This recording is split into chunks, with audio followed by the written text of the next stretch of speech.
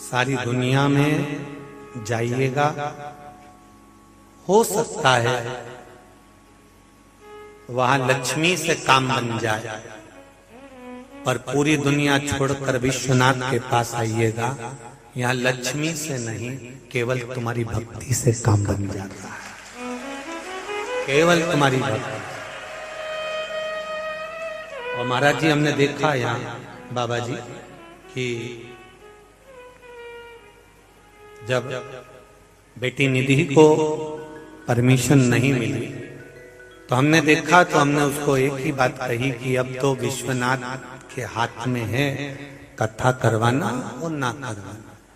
इतने में तो बाबा की कृपा, सतु बाबा की कृपा हो गई और विश्वनाथ से बाबा जी ने भी विनती करी होगी और कहीं योग संजोग बना। तो जहां सारी दुनिया में धन से काम होता होगा, सारी दुनिया में लक्ष्मी से काम होता होगा, पर ये मेरा विश्वास कहता है, शिव महापुराण की कथा कहती है कि लक्ष्मी भी उस स्थान से अपनी माँ के गले जाकर मिलकर कहती है कि इस बात तो स्वामी मेरे मुझे देखे तक नहीं है। कारण क्या है?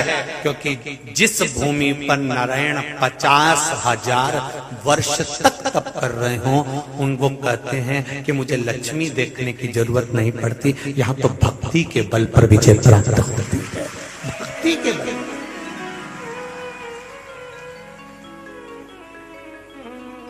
केवल भक्ति विशेष। तो तू रो क्यों रही है? तेरा रोने का कारण क्या है? ख्याति देवी पूछ रही अपनी बेटी से क्यों रो रही है? और होना चाहिए माँ अपनी बेटी से पूछे तेरे रोने का कारण क्या है। एक पिता अपनी पुत्री से पूछे तेरे रोने का कारण क्या है। जब परिवार अच्छा, कुटुंब अच्छा, धन अच्छा, वैभव अच्छा, तो तू क्यों रो रही है? रोने का कारण क्या है तेरा?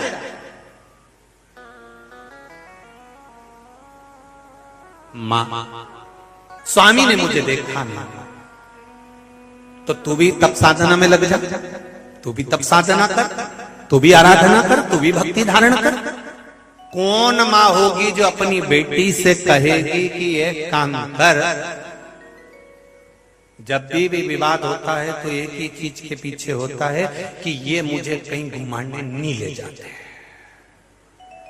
सबसे बड़ी लड़ाई इसी बात की चालू हो जाती है कि मम्मी ये मुझे कहीं नहीं लेके जाते, अकेले चले जाते हैं, मुझे कहीं घुमाने नहीं ले जाते। तो तुमने अपनी बेटी को ये समझाया कि बेटा एक काम करा कर, तू घूमने जाने की जगह बोला कर मुझे विश्वनाथ ले चलो, मुझे केदारनाथ ले चलो, मुझे महाकाल ले चलो, मुझे नागेश्वर, मुझे सोमनाथ ले चलो। कभी कभी अब नहीं ले जा रहा कहीं घुमाने की, मेरे को ऊटी नहीं ले जा रहे हैं, गोवा नहीं ले जा रहे, तो तू कह दिया कर मुझे विश्वनाथ ले चलो, चलो वहां चलो। तो उससे क्या होगा? तो माँ ख्याति देवी ने अपनी बेटी को कितना सुंदर ज्ञान दिया है। जरा मैं हर माता से निवेदन करूंगा कि बेटी जब रोकर आपके गले लगे और कहे कि मेरा पति मुझे ध्यान नहीं देता, तो आपको कहना है कि वो अगर ध्यान नहीं दे रहा तो तू एक काम कर कि वो भी भक्ति में डूबा है तो तू भी भजन में डूब जा, थोड़ा स्मरण में डूब। तो लक्ष्मी जी ने पूछा मैं कहां जाकर तप करूं, मैं कहां जाकर तप करूं? मेरे तप करने का स्थान बता। उन्होंने काशी ढूंढी है तो मुझे भी काशी चाहिए। अब जितने फिर वही वाली बात आ गई कि दुर्योधन और रावण ये दोनों में महापाप, सबसे ज्यादा पाप किसने करा था? बोलो री जी जरा बोलो। दुर्योधन ने ज्यादा पाप करा था कि रावण ने ज्यादा पाप करा था? बोलो जम के बोलो जरा। दुर्योधन ने ज्यादा पाप करा था, रावण ने तो करा ही क्या था? सीता जी को हर के लाया ने अशोक वाटिका में रख दिया। और दुर्योधन ने केस पकड़ा, दुशासन ने सभा में लेकर आ गया। दुशासन और दुर्योधन चीर खींच रहे हैं द्रौपदी का, एक नारी को भरी सभा में नग्न करा जा रहा है। तो रावण ने तो सीता जी को केवल अशोक वाटिका में ले जाकर रखा था। रोज कहता था सीता तुम मेरी बन जाओ, पर कभी उसने माता जानकी के वस्त्र को स्पर्श कर कर नहीं खींचा। तो इससे बड़ा द्रोही, इससे बड़ा राक्षस प्रवृत्ति का तो दुशासन था। फिर दशहरे पर दुशासन का पुतला क्यों नहीं जलता, दुर्योधन का क्यों नहीं जलता, केवल जलता है तो रावण का ही जलता। इनसे बड़ा पापी तो वो था कि उसने पाप कर्म कर दिया था, एक नारी के वस्त्र को भरी समा में खींच दिया था।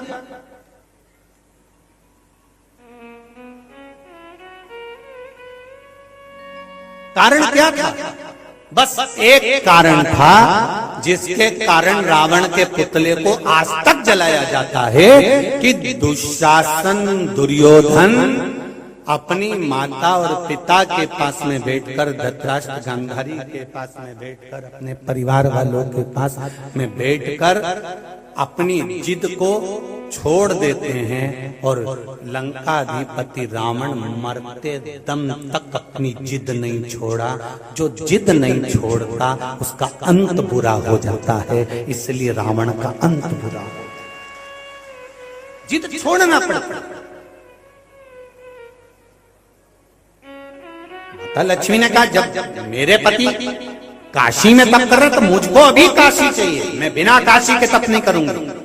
तो माता ख्याति देवी ने कहा चली जा काशी में, जा तू भी जा काशी में, वहीं पे तप कर ले। नहीं, मैं नहीं जाऊंगा। कई माताएं जब लड़ाई कर लेती ना अपने पति से, पत्नियां, तो वो कहती इनकी गाड़ी में तो बैठ के नहीं जाऊंगी तो नहीं जाऊंगी, ये अलग गाड़ी में जाए, मैं दूसरी गाड़ी में जाऊंगी। तो पति बेचारा फिएट में गया और ये एम्बेसडर में गया। अब दिक्कत तो अब ये कि मेरे को भी काशी चाहिए और ये मैं काशी के बिना तप नहीं करूंगी। तो माता ख्याति देवी ने कहा कि सुनो लक्ष्मी, एक काम करो कि तुम नारायण की धर्म पत्नी हो, नारायण अगर तप करते हैं तो काशी बन जाती है, तू तप करेगी तो वो भी काशी बन जाएगी। इतने में लक्ष्मी जी भ्रमण करती करती उत्तराखंड की भूमि पर पहुंच गई। जिस उत्तराखंड की भूमि पर लक्ष्मी जी ने तप करा तो वहां भी एक काशी यहां है और एक काशी, कौन सी काशी कहते हैं उसको, जम के बोलो जरा, उत्तर काशी। वहां पहुंच गई माता लक्ष्मी। अब लक्ष्मी जी ने थोड़े समय तक तो तप करा, काशी का निर्माण कर दिया, उत्तर काशी बस गई। पर लक्ष्मी जी का चित्तवृत्ति नहीं लगा, लक्ष्मी जी भ्रमण के लिए निकल गई। भ्रमण करते करते करते करते भगवान शंकर के धाम में पहुंच गई। कहां? बद्री विशाल शंकर जी का धाम था, जहां पर भगवान शिव पार्वती जी के साथ रहते थे। कैलाश भगवान शंकर जहां बैठकर तप साधना करते थे, और बद्री का आश्रम जहां पर भगवान शिव माता पार्वती जी के साथ में अपने घर में निवास करते थे। लक्ष्मी जी भ्रमण करती करती करती करती उस पावन धरा पर वहां पहुंच गई। और लक्ष्मी जी वहां पहुंचकर बद्रिकाश्रम में जब लक्ष्मी जी ने देखा कि बड़ा सुंदर बद्रिकाश्रम है, पेड़ के पौधे लगे हैं, बद्रिकाश्रम बड़ा सुंदर है, देखकर लक्ष्मी जी तुरंत भगवान के पास में आई। आज नारायण भगवान की 50,000 वर्ष की साधना पूर्ण हो चुकी थी। साधना पूर्ण हुई, लक्ष्मी जी आकर विराजमान हुई। जैसे ही लक्ष्मी जी आकर विराजमान हुई, भगवान विष्णु ने देखा लक्ष्मी आज तो बड़ी प्रसन्न दिख रही है, तेरी प्रसन्नता का कारण क्या है, तू इतनी आनंदित क्यों दिख रही है?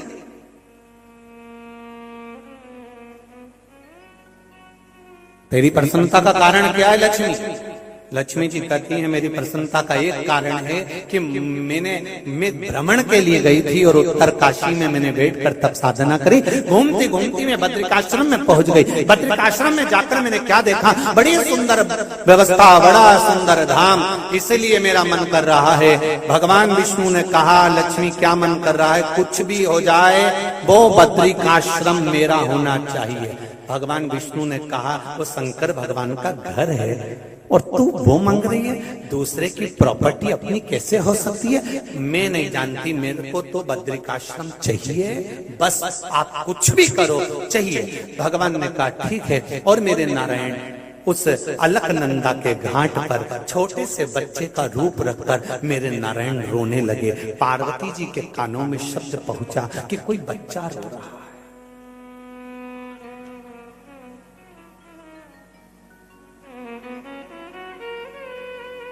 ये काशी की कथा चल रही है, ये काशी का महत्व चल रहा है।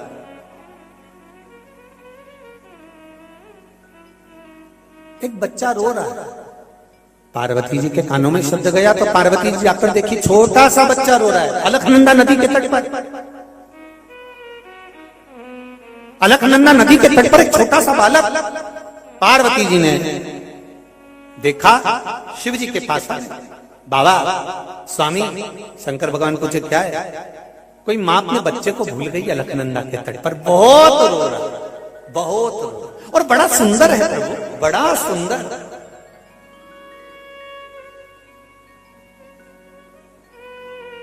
शंकर भगवान बोले पार्वती मैं आंख बंद करके तप साधना में बैठ रहा हूं, तुम भी मेरे पास में आंख बंद करके तप साधना में बैठ जाओ।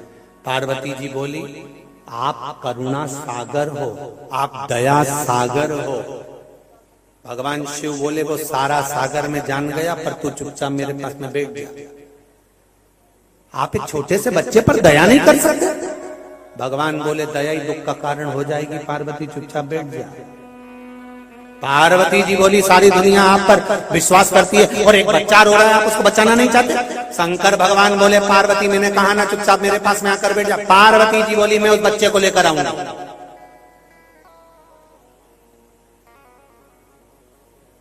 प्रभु छोटा सा बच्चा है, उसको गोदी में लेकर आऊंगा।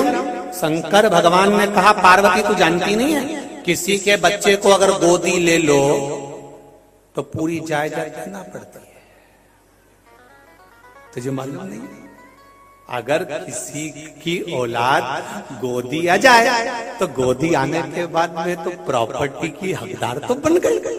अगर तूने उस बच्चे को गोदी में लिया तो तेरी सारी जायदाद वो ले ले। शंकर भगवान ने जैसे कहा पार्वती जी बोली क्या स्वामी अपने पास है ही क्या? शंकर जी बोले फिर रोना मत। पार्वती जी बोली इतना छोटा सा बच्चा कोई जायदाद मांग रहा है क्या? कि प्रॉपर्टी मांग रहा है कि वसीयत मांग रहा है? नहीं नहीं नहीं मैं तो उसको लेके आऊंगी, अब तू जान। तो पार्वती जी गई, भगवान विष्णु को गोदी में उठा कर ले आई और लेके आके उनसे स्नेह भाव से उनका लालन पालन करने लगी। शाम हो गई और शाम के समय प्रदोष काल में भगवान शंकर और पार्वती के भ्रमण का समय था। शंकर पार्वती भ्रमण पे जाने लगे। शिव जी नंदी पर चढ़ गए। नंदी पर चढ़कर उन्होंने पार्वती को आवाज लगाया पार्वती चलो। पार्वती जी बोली इसका क्या करूं? शिव जी बोले अब घर में छोड़ दे। प्रभु इतना छोटा सा बच्चा है, घर में कौन देखेगा? कौन देखेगा इसे? शंकर भगवान ने कहा ये नंदी भृंगी श्रृंगी ये सब बैठे हैं, ये सब इसका स्मरण करेंगे, तो छोड़ इसको घर में छोड़। और पार्वती जी ने उसे घर में छोड़ दिया। छोड़ने के बाद भगवान शंकर ने डमरू बजाया। डमरू बजाया तो भृंगी श्रृंगी जितने थे सब घर से बाहर निकल गए। बच्चे को अंदर छोड़ दिया और भगवान पार्वती को लेके भ्रमण पर निकल गए। घूमते घूमते भगवान आ गए काशी। भ्रमण करते करते बड़े आनंद के साथ पहुंच गए। पहुंचने के बाद जैसे ही बद्रिकाश्रम में पहुंचे, पहुंचते से शंकर भगवान तो अब गाड़ी पे से धीरे से उतरे, नंदी पर से धीरे से उतरे। पार्वती जी कूदी और अपने बेटे का स्मरण आया और बेटे का स्मरण आया तो बच्चे को देखने के लिए भागी। जैसे ही भागी बद्रिकाश्रम का दरवाजा बंद। दरवाजा जैसे ही बंद पार्वती जी ने आवाज लगाई दरवाजा खोलो दरवाजा खोलो दरवाजा खोलो। कोई नहीं खोले। अंदर भृंगी तो बाहर खड़े थे जी माता जी। श्रृंगी बाहर खड़े थे जी माता जी। तो अंदर कौन है? कि वो छोटा बच्चा। दरवाजा किसने लगाया पता नहीं। पार्वती जी खूब आंख में आंसू भरने लगी, मेरे घर में कौन प्रवेश कर गया? अगर दरवाजा नहीं खुला मैं हाथ में जल लेकर श्राप दे दूंगी। इतनी देर में दरवाजा खुला और नारायण लक्ष्मी दरवाजे के बाहर आकर खड़े हुए और दोनों ने कहा भोलेनाथ जी से। शंकर भगवान ने पूछा प्रभु आप? भगवान विष्णु बोले हाँ स्वामी हम यहाँ आ गए, ये घर लक्ष्मी जी को अच्छा लग रहा है। तो भगवान शंकर ने पूछा क्या चाहते हो? ये बद्रिकाश्रम हमको दे दो। शंकर भगवान ने कहा तथास्तु। इतने में लक्ष्मी पार्वती जी बोली काहे को तथास्तु?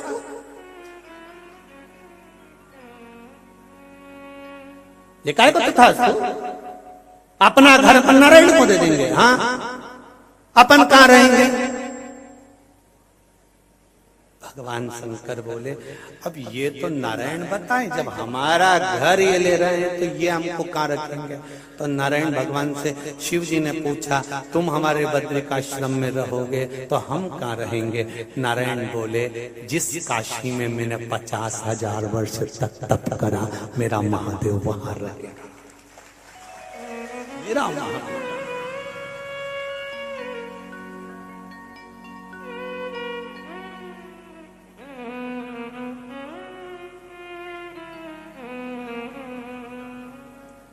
शिव जी बोले मैं गंगा के बिना नहीं रह सकता, यहां पर अलग गंगा है, मैं गंगा के बिना नहीं रह सकता। भगवान नारायण ने कहा चिंता मत करो वहां गंगा, वो कहे ना तुम रूठे रहो बोले हम तुम्हें मनाएंगे, आहों में असर होगा घर बैठे बुलाएंगे। तुम कहते हो भोले हमें गंगा प्यारी है, तुम कहते हो भोले हमें गंगा प्यारी है,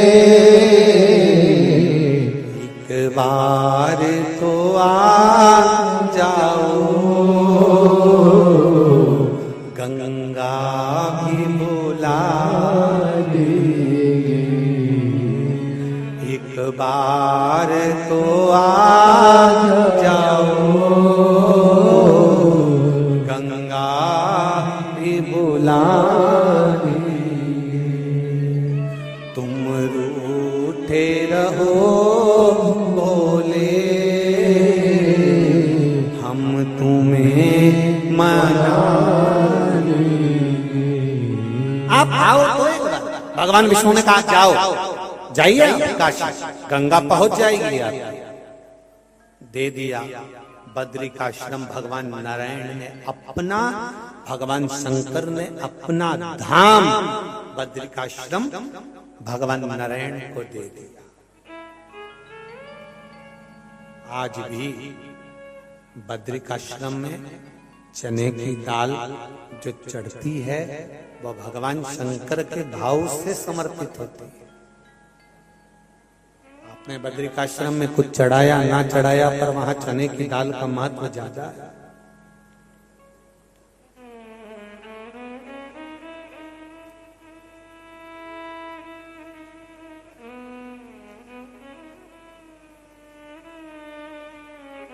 भगवान आए, स्वयं नारायण लक्ष्मी भगवान शंकर को लेकर, बिंदु माधव स्वयं इस काशी की पावन धरा पर भगवान शंकर को लेकर, और भगवान शिव ने जो काशी को देखा, जो काशी,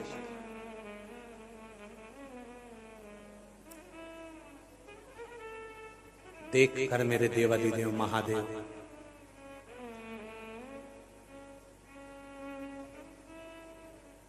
पार्वती जी को निहारने लगे।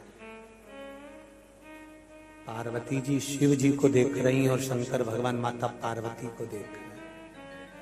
इसलिए काशी को नंदन वन कहते हैं। कौन सा वन है ये? जम के बोलो जरा। नंदन वन। उज्जैनी को महाकाल वन कहते हैं। उज्जैनी को क्या कहते हैं? महाकाल वन। इसको कहते हैं नंदन वन काशी। नंदन वन का मतलब क्या है? भगवान शंकर के 13 बच्चों में से कई संतान काशी के नंदन वन से प्रकट हुई, जैसे अशोक सुंदरी, ये नंदन वन से प्रकट हुई। अशोक सुंदरी का जन्म ही नंदन वन का।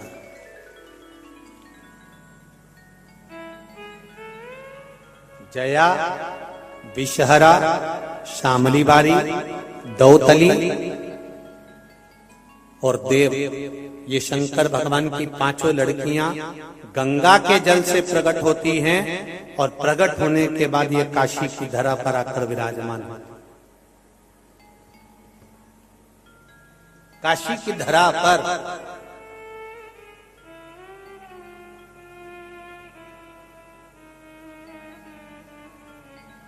संपूर्ण नगरी। फिर निवेदन करूंगा, इस व्यासपीठ से पहले के समय में कोई देवता की मूर्ति थी कि ना थी, ये कोई वर्णन नहीं।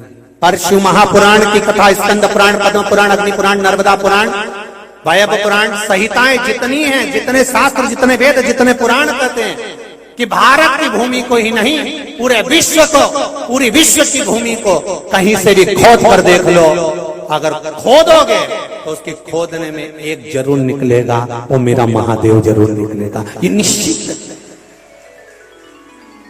क्योंकि कंकर शंकर हर जगह विराजमान है, कंकर शंकर सब जगह विराजमान है, कंकर शंकर हर जगह पर विराजमान, हर जगह।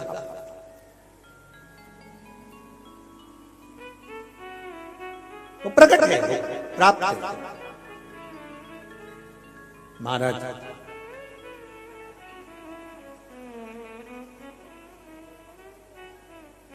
बहुत बीमारियां चल रही है, बहुत बीमारियां। वो कहते हैं ना, अभी लोग कोरोना महामारी आई थी तो कहते हैं ना बहुत बीमारी चल रही है, इसलिए मुख पर मास्क पहनो और गले में रुद्राक्ष और तुलसी की माला पहनो।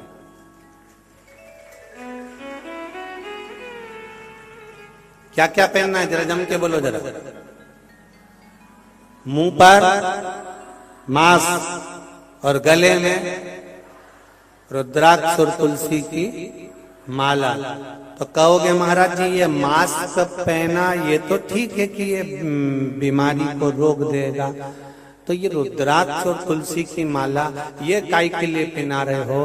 तो कहा संसार में लोग बहुत बीमारी फैला रहे हैं कि शंकर जी की पूजन मत करो, ब्रह्मा जी की पूजन मत करो, विष्णु जी की पूजन मत करो। कोई कहीं सौगंध दिला रहा है, कोई शपथ दिला रहा है, कोई कुछ करा रहा है। इसलिए तुलसी और रुद्राक्ष पहनो जिससे मालूम पड़े कि तुम सनातनी हो, तो ये बीमारी भग जाए। ये बीमारी को रोकने का क्रम है। मुख पर मास्क लगाइए, बीमारियां ज्यादा चल रही है, इसलिए मुख पर मास्क होना चाहिए और गले में तुलसी और रुद्राक्ष की, जम के बोलो जरा, माला होना चाहिए। फिर निवेदन करूंगा, सुंदरता होगी तो लुच्चों की नजर होगी, अगर गले में चेन होगी तो चोटों की नजर होगी, और गले में रुद्राक्ष होगा तो महादेव की नजर होगी। ये निश्चित है, वो निश्चित था। पहनो, मुख पर मास्क पहनिए और गले में तुलसी और रुद्राक्ष की माला पहनिए। बीमारियां बढ़ रही है, बहुत बीमारियां। लोग लगे हुए हैं सनातन धर्म को तोड़ने में, लोग लगे हैं सनातन धर्म को कमजोर करने में, लोग लगे हैं सनातन धर्म को नीचा दिखाने में। अगर गले में तुलसी की माला और रुद्राक्ष की माला होगी तो ये निश्चित है सामने वाला पहचान जाएगा। हम पहले भी कहे थे, श्रवण कुमार ने अपने मामा जी को तिलक से पहचाना था, केवल तिलक से। और श्रवण कुमार ने कह दिया था, मामा जी भेद बता देना, पितुमात को नीर पिला देना। मेरे पांव पड़ी जंजीर, हुआ अंधियारा और जल भरने गया बेचारा। श्रवण कुमार केवल मामा के मस्तक पर सूर्यवंश का तिलक देखा था और दशरथ जी को कह दिया था कि तुम मेरे मामा हो। दशरथ जी ने पूछा, मैं तेरा मामा कैसे? तो श्रवण कुमार ने कह दिया था, मेरे माता पिता शांति मुनि और सुहांगी का मैं पुत्र हूँ। और आप, मैंने माँ से पूछा था तेरे मामा कैसे लगते हैं? मेरी माँ ने कहा था तेरे मामा के मस्तक पर सूर्यवंश का तिलक है। आपके मस्तक पर तिलक देखा, इसलिए पहचान गया कि आप मेरे मामा। मैं आपको पहचान गया।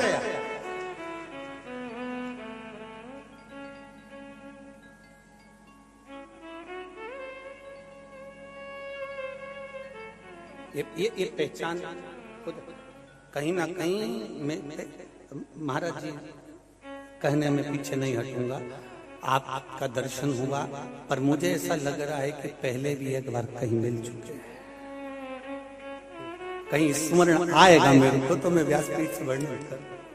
तो ये तो शिव कृपा है, मैं पहचान गया कि आप मेरे मामा है। अब मामा को पहचाना तो जैसे ही पहुंचे स्वांगी के पास में, शांतिन मुनि के पास में, पहचान गए कि मेरे से गलती हो गई, यहाँ तो श्रवण कुमार मर गए। तो ये गले की तुलसी की माला, रुद्राक्ष की माला, मस्तक का तिलक, ये कंपनी का ट्रेडमार्क है कि तुम कौन सी ब्रांड के हो। CFL का बल्ब खराब हो जाता है तो कंपनी का माल कंपनी में पहुंच जाता है।